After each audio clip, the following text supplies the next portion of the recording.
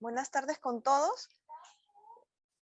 Hoy día 30 de diciembre del 2021 tenemos la telecapacitación de jueves científico. El ponente del día de hoy es el doctor Cristian Chiara Chelet. El doctor es médico cirujano, egresado de la Universidad Ricardo Palma. Es especialista en medicina de enfermedades infecciosas y tropicales por la Universidad de San Martín de Porres. El doctor tiene experiencia con rotaciones internacionales en Chile, Brasil y España. El tema que nos brindará el día de hoy es neutropenia febril. Damos la bienvenida al doctor Cristian Chiara y hacemos de conocimiento a nuestros asistentes, tanto a los médicos residentes como a los externos, que en la ventana del chat se va a lanzar el link de asistencia para que puedan ahí registrar, y próximamente se estará emitiendo los certificados a los asistentes de nuestro jueves científico del 2021. Buenos días. Buenas tardes con todos, gracias por la presentación. El día de hoy tengo un tema bastante relevante en nuestra institución llamado neutropenia febril. Vamos a comenzar. En el temario vamos a tocar algunas generalidades sobre lo que es la inmunidad, sobre todo la innata. Vamos a hablar de algunas definiciones de cómo consideramos un paciente con neutropenia febril, el examen físico, que es muy importante, consideraciones para la antibiótico terapia, algoritmos que vamos a poder ver según guías, test diagnósticos y algunas consideraciones que tenemos para iniciar los antibióticos. Finalmente, las conclusiones. Podemos ver que el sistema inmune en realidad es bastante complejo. Como conocemos, la inmunidad innata, que es la más rápida, es la que es donde están involucrados los neutrófilos, que fundamentalmente están afectados en esta patología, pero de todos modos converge siempre con la inmunidad adaptativa, ya que conocemos que hay pacientes trasplantados con déficit en lo que son sus niveles de CD4, en los cuales también pues, llega a influir bastante en lo que es la patología infecciosa. Ok, sí, les explicaba esta diapositiva de la inmunidad innata que converge finalmente con la adaptativa, y acá tenemos a los neutrófilos que están involucrados en esta patología. Tenemos también a los fagocitos, tenemos a los clásicos macrófagos, y acá están involucrados los neutrófilos. Sin embargo, los neutrófilos también tienen varias otras propiedades, no solamente fagocitar, sabemos que tienen gránulos, tienen propiedades también importantes con lo que se llama la netosis, que vamos a ver a continuación. Y podemos ver que siempre trabajan conjuntamente con los macrófagos, con las células presentadoras de antígenos, que finalmente liberan las sustancias inflamatorias que son atraídas, que llevan a los neutrófilos a ir hacia los sitios donde hay inflamación, infección. Acá tenemos, por ejemplo, los NETs, que son también unas sustancias muy interesantes al momento cuando se estudian los neutrófilos, que contiene DNA, histonas y proteasas. Sabemos que proteasas tienen la capacidad de degradar proteínas, y estas sustancias pueden captar tanto bacterias, parásitos, hongos y también pues hifas, ¿no? Esto tiene la finalidad de atrapar a los microorganismos patógenos, pero lamentablemente también pueden causar daño por estimular la coagulación. Vemos entonces un gráfico de microscopía electrónica donde se ve esta netosis, cómo se estaría produciendo, un ejemplo con unas bacterias gram negativas. Dentro de lo que es la respuesta inmune a hongos específicamente, está involucrado la migración de los neutrófilos para combatir lo que son cándidas y aspergillus, ¿no? En base a estas interleuquinas. Sabemos que también la inmunidad adaptativa es muy importante, sobre todo la TH1 y la TH17, para poder combatir las infecciones fúngicas. Lamentablemente, cuando el paciente expresa TH2 o expresa T reguladores, no llega a desencadenar una respuesta adecuada a TH1. Y este es un ejemplo de diapositiva para cómo sería más o menos la fisiopatología de la aspergilosis. Sabemos que la aspergilosis es un hongo bastante ambiental, en el cual nosotros inhalamos las conidias. Estas conidias llegan a ser bloqueadas, como ustedes pueden ver acá, por los macrófagos, posteriormente por los neutrófilos. Y si no tenemos esta capacidad de los neutrófilos de bloquearlo, va a causar pues una diseminación hacia los vasos sanguíneos, ya que es un agente que puede causar Es un agente que específicamente llega a afectar los vasos sanguíneos a nivel pulmonar. Entonces, como las definiciones que vamos a comentar, la clásica de la guía del 2010 de lo que es la Sociedad Americana de Enfermedades Infecciosas, clásicamente menciona que la neutropenia febril es una temperatura mayor o igual a 38.3, única, o mayor o igual a 38 sostenida en una hora, en un paciente con unos neutrófilos menores de 500, o que se espera que disminuya a menos de 500 en las próximas 48 horas, y profunda cuando es menos de 100. Hay otras definiciones más actuales e interesantes. Esta, por ejemplo, es de un grupo de cáncer del 2020, en el cual menciona que la presencia de fiebre simplemente con SET mayor de 38 ya se considera con menos de 500 de neutrófilo neutropenia febril. Y esta otra guía de Australia, también del 2020, menciona que la fiebre en una ocasión de 38.5 o en dos ocasiones de 38 con o sin lo que es la neutropenia, que considera algo importante que cataloga incluso con menos de 1000, ya se debería ir pensando en esta definición, o pacientes que han recibido quimioterapia intensa reciente, donde se espera obviamente que la neutropenia pues suceda dentro de los 14 días, y también recalca mucho el hecho de que la neutropenia febril se debe considerar una emergencia médica en la cual se debe actuar desde un inicio bastante rápido. Esta es una diapositiva para poder establecer el riesgo de un paciente con neutropenia, pacientes que tienen más riesgo de complicaciones o de infección severa, ¿no? Sabemos que pacientes que tienen neutropenias que se estima que van a durar más de 7 días, alguna disfunción, alguna comorbilidad. Importante, los pacientes con leucemia linfoblástica aguda menores de 1 año, las leucemias mieloides agudas, o pacientes que están trasplantados en los primeros 30 días. Y menos riesgo si la neutropenia se espera que vaya a resolver en los próximos 7 días, pacientes estables en lo que son las funciones orgánicas y sin mayor comorbilidad.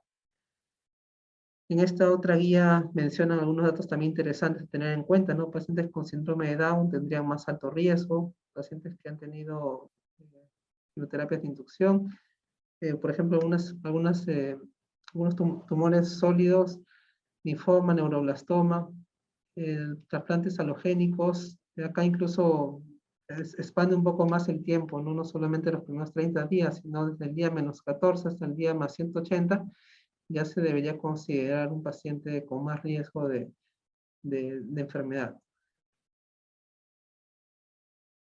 Dentro del examen físico debemos tener en cuenta que estos pacientes, los signos de inflamación pueden ser a veces muy desapercibidos. Uno ve al paciente bastante estable, en algunos casos sin un foco aparente, ¿no? Y esto es porque los neutrófilos en realidad no están causando inflamación y no están dándonos un foco evidente al inicio, ¿no? Usualmente eso se ve cuando ya el paciente recupera un poco más la función de los neutrófilos, o a veces también estamos frente a una bacteremia y el foco simplemente está en la sangre. De todos modos, debemos evaluar siempre a estos pacientes lo que son las vías periféricas, senos paranasales, en la parte de orofaringe, la garganta, las encías. Importante ver la región perineal y cambios en el estado mental. Algunas consideraciones para lo que es la antibiótico terapia. De todos modos, siempre nos basamos en la historia del paciente, ¿no? Y tratamos de ver nosotros los cultivos previos, dado que una colonización por un germen resistente puede durar bastante tiempo. Algunos dicen 3 meses, algunos dicen que un paciente con un germen multiresistente pues debe estar aislado durante toda la hospitalización por el riesgo de que todavía pueda tener la germen colonizante, ¿no? Y como vuelvo a mencionar, la colonización puede durar tranquilamente 3 a 6 meses. Entonces, un paciente que recibió terapia de amplio espectro, que ha estado infectado con un germen multiresistente durante ese tiempo, son criterios para poder dar la terapia o dar una terapia más agresiva desde un inicio, ¿no? Debemos ver si el paciente ha estado con una profilaxis antibiótica, si ha tenido alguna disfunción, o por ejemplo si hay mucositis, es un criterio por ejemplo para agregar cobertura para gram positivos. Ese es un algoritmo de esta guía australiana, en la cual menciona que un paciente en que se sospecha neutropenia está febril, debemos hacer una evaluación rápida de lo que son los accesos venosos, hacer sus exámenes. Y acá recalca lo importante, por ejemplo, si tiene accesos venosos centrales, deberíamos sacar como cultivos de cada lumen para poder asegurar que estamos descartando, ¿no?, una bacteriemia asociada a catéter, por ejemplo. Y acá, por ejemplo, da dos algoritmos: un paciente estable, un paciente séptico. Paciente estable podríamos administrar antibióticos dentro de la primera hora con piperacilina, con una posibilidad de opción terapéutica bastante aceptable, ya que nos cubre pseudomonas, nos cubre gram positivos y anaerobios, y es lo que solemos también trabajar bastante en el instituto. Y según eso, estratificamos al paciente, ¿no? Si el paciente está séptico, está inestable, está con, debemos obviamente reanimarlo y darle igualmente piperacilina, ¿no?, como una opción. Acá sugieren incluso que se pueda agregar un aminoglucósido. Sabemos que los aminoglucósidos con los beta-lactámicos pueden tener un efecto sinérgico, y en algunos casos incluso agregan vancomicina, ¿no? El paciente está chocado, es un criterio para también iniciar cobertura para gram positivos. ¿Cuáles son los criterios para cubrir gram positivos? Tenemos esos de acá que se han descrito incluso desde el año 2010, como pueden ver acá, de la Sociedad de Enfermedades Infecciosas. Pacientes con inestabilidad hemodinámica o sepsis, iniciamos para gram positivos. Pacientes con neumonía, pacientes obviamente que tengan alguna bacteriemia por gram positivo, pacientes que se sospecha una infección de catéter, cualquier infección que veamos a nivel de piel, un paciente que previamente está colonizado por algún staph o enterococo resistente, ¿no? O mucositis, en este caso más se orienta a la parte de mucositis severa, porque sabemos que hay grados, y en este caso mucositis severa es un criterio para iniciar cobertura para gram positivos. En este algoritmo, pacientes que se sospechan también gram positivos, si he tenido, por ejemplo, citarabina como dosis alta, también orienta que pueda tener una bacteriemia por estreptococo. Entonces, está aconsejado iniciar también vancomicina. Y este es otro algoritmo, por ejemplo, del Centro de Cáncer del Anderson. De acá también nos orienta que podríamos iniciar como una terapia inicial cefepime. También tiene buena cobertura para gram negativos, sobre todo pseudomonas, ¿no? Y también tiene cobertura para gram positivos. O también meropenem, ¿no? No está descabellado en el contexto que tenemos bastantes BLE, e iniciar meropenem desde un inicio, sobre todo pacientes que ya han recibido meropenem antes, se debe plantear eso. El paciente, también estamos pensando, como le digo, algunos criterios para gram positivos, acá están. Pensamos en agregar vancomicina o linezolid, dependiendo de la... El linezolid también puede variar mucho, ¿no?, de acuerdo a la sospecha, ¿no? Si pensamos más en enterococo, si pensamos en un paciente que tiene falla renal, se puede considerar, ¿no? Y en algunos casos también se indica terapia doble para gram negativos. No es algo que usualmente hacemos, algo que pensemos en un gen multiresistente. Y usualmente, debido al patrón de resistencia que hemos visto últimamente, más asociamos en algunos casos colistina o sulfa. Y si la mucositis es al menos de grado 2, acá mencionan que también si sospechamos infección intraabdominal, podemos considerar agregar metronidazol a cefepime, ¿no? Porque sabemos que cefepime no cubre gran anaerobios. En cambio, piperacilina, tazobactam y meropenem sí. Acá sí hay algo que se puede discutir bastante, ¿no? Porque vemos que a veces se agrega ambos, meropenem y metronidazol, pero el beneficio para gran anaerobios no es en realidad significativo. Sería más que todo para una probable infección por Clostridium difficile, ¿no? Un clostridoides, que ahora se denomina esta bacteria. Y bueno, en un paciente que ya iniciamos la terapia empírica, la evaluación por lo menos debería ser en las 48 a 72 horas. Sabemos que los antibióticos tienen un tiempo de acción que pues, suele ser rápido, pero la respuesta clínica puede llegar a ser un poco lenta, sobre todo en estos pacientes hematológicos que sabemos que la parte de su sistema inmune no está apoyando a la terapia, ¿no? Entonces, el paciente está febril por lo menos 48 horas, 24 horas con hemocultivos negativos. En algunos casos consideran incluso hacer un switch oral, ¿no? No es lo que no solemos hacer switch oral. Pacientes usualmente ya tienen terapias previas de amplio espectro.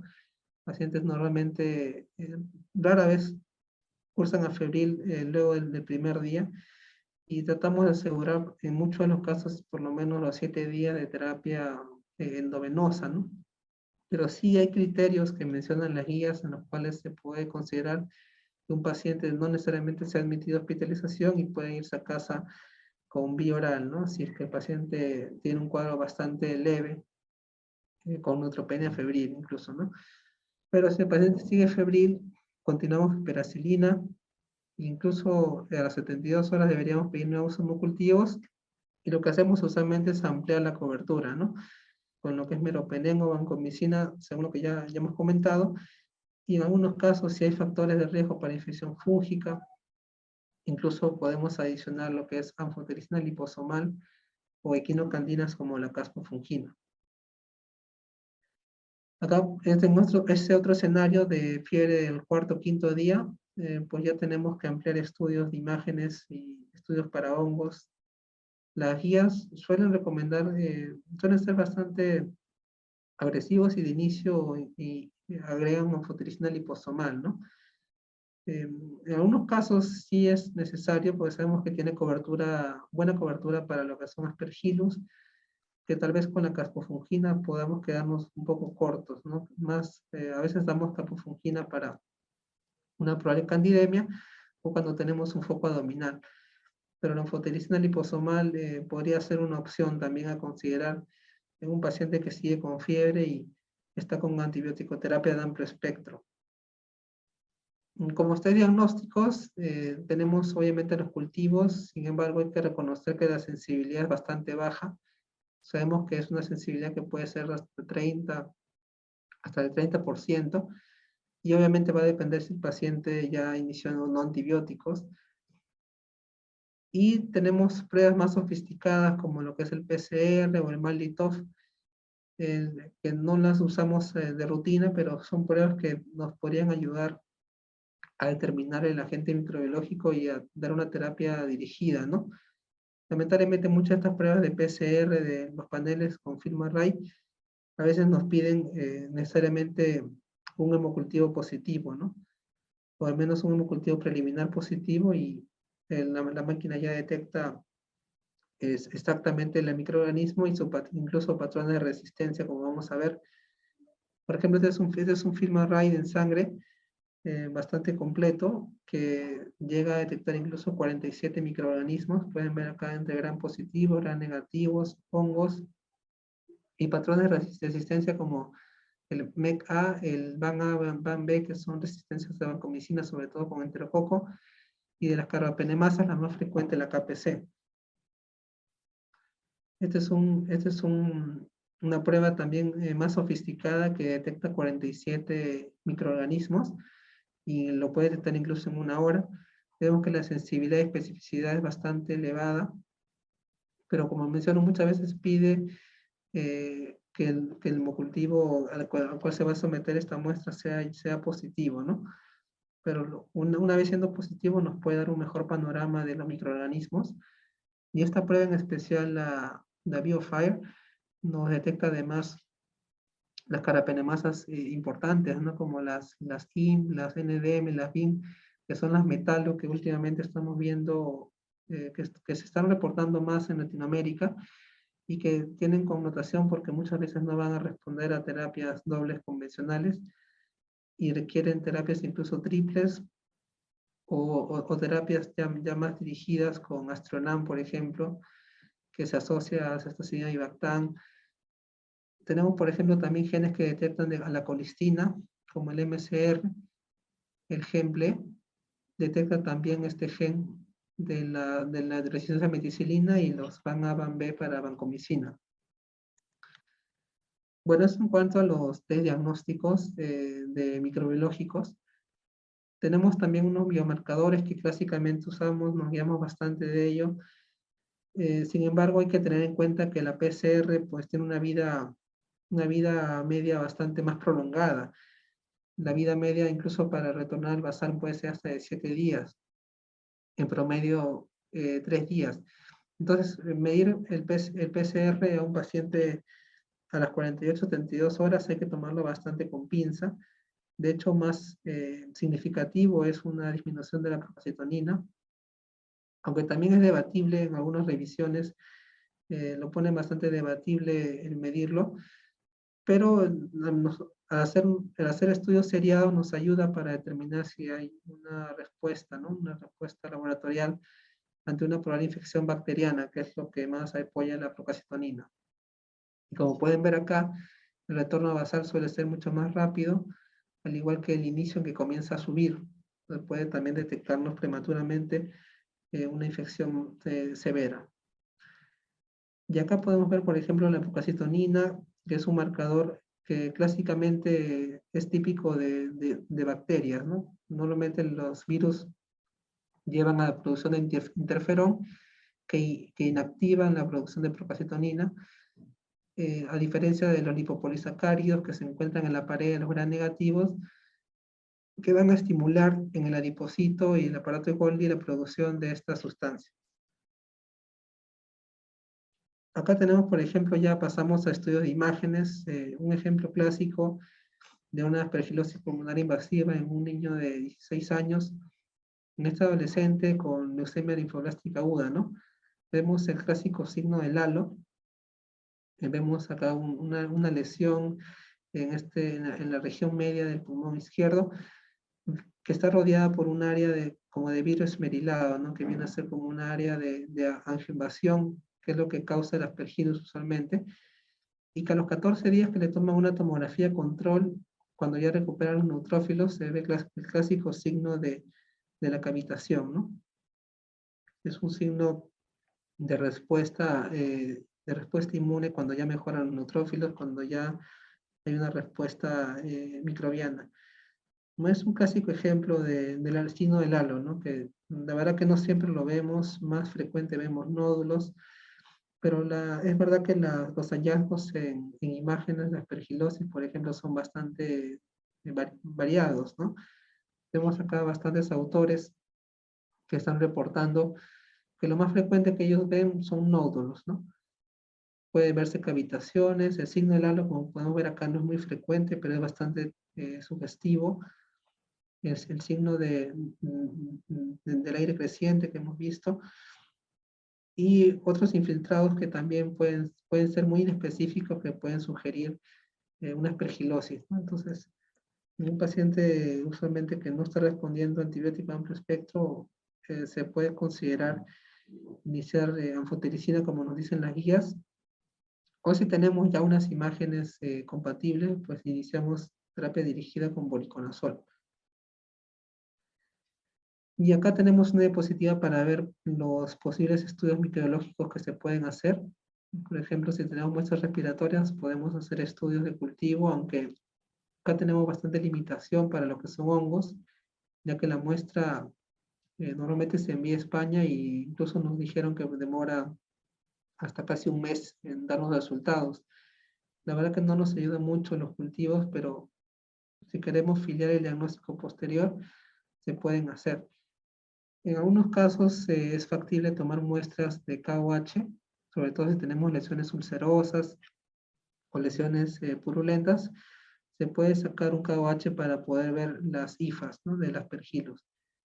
Más usamos nosotros pues el galactomanano y el PCR para aspergillus, siendo otra vez el galactomanano el marcador más importante, sobre todo si es que lo hacemos en una muestra de lavado bronquialveolar.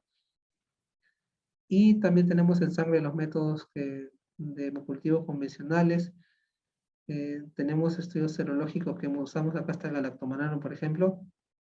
El beta-glucano, que también nos ayuda más incluso para lo que son levaduras, pero es un marcador que no es muy específico, puede verse en varios otros hongos. sí sería oportuno poder disponer de esta prueba, ya que tiene un buen valor predictivo negativo. O sea, de ser negativo un poco nos aleja la posibilidad de una candidemia, por ejemplo. Y tenemos estudios que también se pueden hacer en líquido cefalorraquídeo. Acá, por ejemplo, considerando un posible criptococo, ¿no? Puede ser la utilización en látex. Y tenemos también, si tenemos pus en un tejido, pues ya podemos hacer estudios también de KWH, como mencioné, o cultivos, ¿no? Que lamentablemente los cultivos tenemos bastante limitación, porque no tenemos los medios especiales para aspergillus, y usualmente la muestra, como mencioné, que se envía al extranjero demora mucho tiempo, ¿no? Pero en algunos casos nos hemos apoyado o hemos visto la facilidad de poder, de que se pueda poder analizar en Cayetano Heredia, donde tienen su laboratorio micológico. Y otras consideraciones para una adecuada prescripción de antibióticos, pues vamos a mencionar algunos detalles ya para terminar. Bueno, este es un clásico, una clásica frase de este autor Kunin, ya desde los años 1981, en el cual cataloga los fármacos del miedo, porque a veces es verdad que uno trata a veces de ofrecer al paciente todo lo disponible a la mano, pero a veces puede también pecar de exceso, ¿no? Sabemos que los antibióticos no están exentos de una toxicidad y lamentablemente la resistencia, ¿no? Entonces, tal vez esto orienta a que debamos, si bien tenemos a disposición, tenemos incluso en el Instituto IASA, se llama Vivactam, Astronan, son medicamentos antibióticos que debemos tenerlos de reserva, ¿no? Y indicarlos cuando existe la sospecha o cuando tenemos una infección confirmada por un germen multiresistente, ¿no? Y este fue un gráfico, por ejemplo, de lo que también nosotros manejamos mucho, que es el PKPD, los modelos de farmacocinética y farmacodinámica, para dar un antibiótico, ¿no? Sabemos que hay antibióticos, no, cualquier antibiótico que uno da, se espera que haya una subida por encima de la MIC, del SIM, perdón, que es la concentración inhibitoria mínima para poder inhibir a las bacterias. Entonces, esperamos nosotros siempre mantener el antibiótico por encima de esta línea, pero lamentablemente el antibiótico, como cualquiera, tiene su tiempo de vida y pues en un momento llega a bajar a niveles mínimos, ¿no? Hay antibióticos que se benefician por tenerlo más tiempos elevados sobre el MIC, como es tiempo sobre el SIM. Hay antibióticos que se benefician por tener en la mayor cantidad de área bajo la curva, que es toda esta área, y hay antibióticos que se benefician por tener mayores concentraciones de golpe, ¿no? Como por ejemplo los aminoglucósidos. Acá tenemos, por ejemplo, un resumen de manera general, ¿no? Nosotros tratamos a veces de combinar antibióticos, pero cada antibiótico también tiene su forma de optimizar. Por eso es que a veces damos carbapenems en infusiones de 3 horas, con la finalidad de que el medicamento se mantenga más tiempo por encima del SIM y con eso llegue llegue a penetrar un poco mejor al sitio de infección, ¿no? Y esto lo vemos, por ejemplo, con todos los beta-lactámicos. También lo vemos acá menciono también con linezolid, el clásico ejemplo del área bajo la curva sobre el MIC, que es prácticamente muy similar a la definición del tiempo sobre MIC. Por ejemplo, acá están los glicopéptidos. La vancomicina se puede beneficiar también dándolo en dosis bastante espaciadas y incluso también subiendo la dosis, ¿no? De las dos maneras se puede beneficiar. Tenemos, por ejemplo, las quinolonas, las equinocandinas. Y el clásico ejemplo de la concentración sobre MIC es el aminoglucósido, ¿no? Que de hecho también se prefiere dar en una sola dosis al día para evitar toxicidades renales. Entonces, eso es lo que les quería traer el día de hoy. De todas maneras, las conclusiones que vamos a tener es que, bueno, la neutropenia febril debe quedar claro que es una emergencia médica y debemos establecer bastante el riesgo en base a los factores, en base a los antecedentes. Hay que tratar un poco de darse el tiempo de buscar la historia clínica antigua y ver los datos del paciente para poder determinar si de repente tenemos una bacteria previa que hay que considerar, ¿no? Al momento de darle antibiótico empírico. El examen físico, tratar de ser exhaustivo de manera diaria, como mencioné, Y el uso e interpretación adecuada de los testes diagnósticos también permite dirigir un tratamiento, ¿no? Necesario saber cuándo vamos a pedir el galactomanano, el PCR para Aspergillus, y cómo interpretarlo también, ¿no? Porque hemos tenido muchas veces casos de PCR para Aspergillus positivos en pacientes ya tratados, y esta prueba sí se reportan en algunos casos como falsos positivos, ¿no? Entonces también eso es algo a considerar. Y los parámetros PKPD, en realidad, como lo he mencionado últimamente, nos pueden ayudar también a optimizar la terapia antimicrobiana. Si queremos de golpe dar a un paciente alguna optimización, sobre todo cuando está séptico, es recomendable dar infusiones extendidas, por ejemplo, el meropenem en 3 horas, el piperacin tazobactam también se puede extender a 3-4 horas, aunque el piperacin tazobactam solemos dar las dosis máximas y usualmente cada 6 horas, ¿no? Que es la dosis recomendada para cubrir pseudomonas, por ejemplo. Bien, entonces no sé si hay alguna pregunta, alguna duda que pueda responder.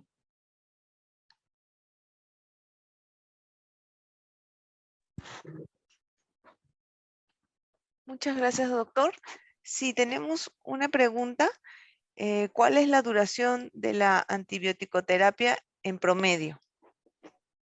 Bien, eso en realidad es una pregunta bastante amplia, ya que el foco infeccioso es muy variable, dependiendo del foco infeccioso, ¿no? Sabemos que actualmente a nivel mundial y cada vez hay más revisiones que nos comentan que la terapia no debería ser muy prolongada, y las guías mismas nos orientan que la terapia no debe durar, por ejemplo, para una ITU, no debería durar más de 7-10 días, al igual que para una neumonía. Hay guías antiguas que sí mencionan tiempos prolongados. El problema es que en estos pacientes hematológicos muchas veces la recuperación de los neutrófilos no va de la mano. Las guías han sido también bien categóricas en mencionar de que uno trata de suspender los antibióticos o acortar la terapia cuando ve una mejoría de los neutrófilos, pero si el paciente es un aplásico, ha tenido una quimioterapia intensa, sabemos que la neutropenia va a demorar y la respuesta a la antibiótico-terapia va a ser más lenta. Y hay casos que lamentablemente hemos tenido que prolongar la terapia, o focos de persistencia, focos de inflamación intensa, como lo que es una colitis, casos que hemos tenido complicados de apendicitis también, en anemias aplásicas o abscesos, en los cuales la antibiótico-terapia lamentablemente difícilmente se pueda suspender en un curso corto o un curso que normalmente convencional como solemos dar, ¿no? Entonces, en esos casos sí se tiene que tomar bastantes pinzas porque muchas veces no tenemos el microorganismo, y la antibiótico terapia tiene que valorarse según el paciente, según cómo va la clínica, sus imágenes y sus marcadores de inflamación, ¿no?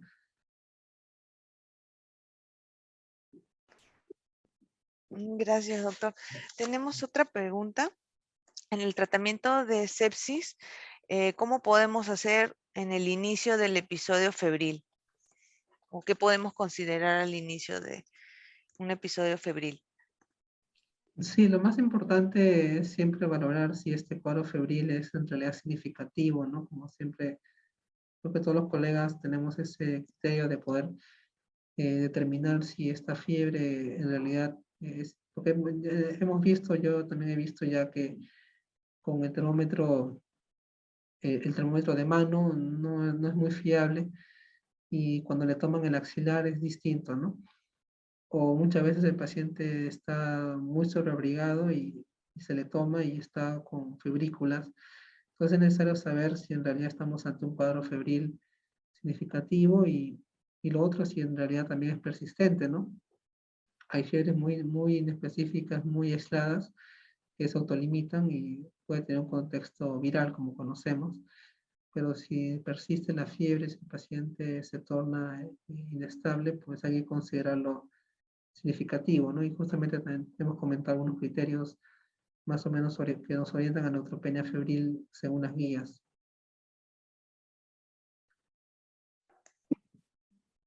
Gracias, doctor, por su respuesta. Y la última pregunta es, nos dice, Sí, justo como comentaba en una de las diapositivas, la terapia para gran positivo depende de la sospecha de los focos, ¿no? Si tenemos una neumonía, foco dérmico o un paciente chocado, la terapia para gran positiva es muy válida, pero podemos iniciar linezolid en algunos casos si el paciente no tolera vancomicina, ¿no? Digamos que la vancomicina es de elección, dado que por su cinética es un fármaco que más se va a distribuir en la sangre, a diferencia del linezolid que tiene más acción a nivel local, tiene más acción a nivel de tejido, ¿no? Por su cinética. Pero ambos son opciones válidas y hemos usado ambos con buena respuesta cuando en realidad tenemos un foco que justifique, ¿no?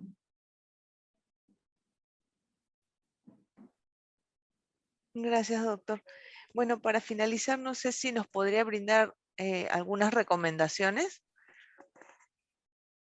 Sí, la recomendación, creo que parte de las conclusiones que hemos comentado, ¿no? De estos pacientes sí suelen ser bastante, por su cuadro febril puede pasar bastante desapercibido y las complicaciones pueden ser muy rápidas debido a que los neutrófilos, como mencioné, no están manifestando un foco evidente, ¿no? Muchas veces. Entonces sí es necesario estar al tanto de estos pacientes, sobre todo actuar rápido y de todos modos, si es que el paciente no mejorase, pues tenemos que lamentablemente ampliar, estar al tanto de poder ampliar coberturas, ¿no? O buscar otros focos de persistencia que suelen haber, ¿no? Puede haber endocarditis, puede haber abscesos asociados o infección de catéter que a veces puede pasar desapercibido porque no da signos clínicos claros, no solamente lo detectamos por imágenes. Sí, básicamente eso, ¿no? Y tener bastante, bastante cuidado con estos pacientes por el potencial riesgo de complicación.